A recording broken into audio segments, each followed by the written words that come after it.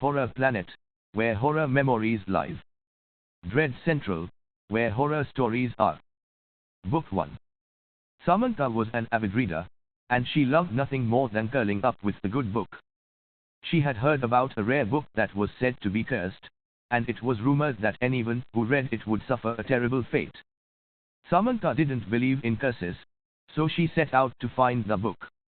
After searching for weeks, she finally found the book in an old, dusty bookstore.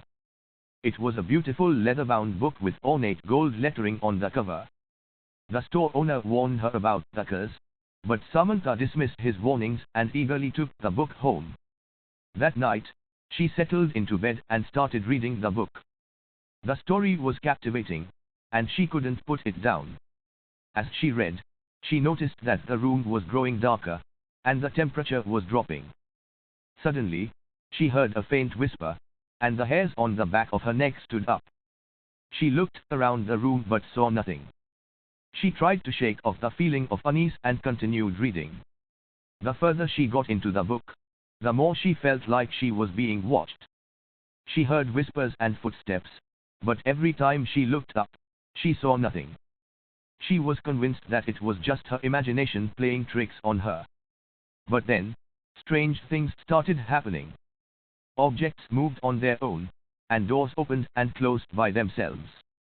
Samantha knew that something was wrong, but she couldn't put the book down. She had to know how it ended. One night, she was so engrossed in the book that she didn't notice the dark figure that had materialized in her room. It was a shadowy figure with glowing red eyes, and it was staring at her with an intense hatred. Suddenly, the figure lunged at her, and Samantha felt a cold hand wrap around her throat.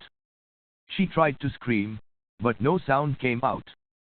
She struggled to free herself, but the grip on her throat was too tight. The last thing she saw was the cursed book lying on her nightstand, its pages fluttering in the wind. Samantha became the latest victim of the curse, and her body was found the next morning, clutching the book to her chest.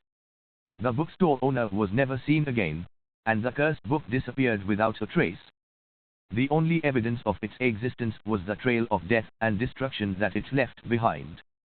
From that day forward, people avoided that bookstore, and the cursed book was never spoken of again.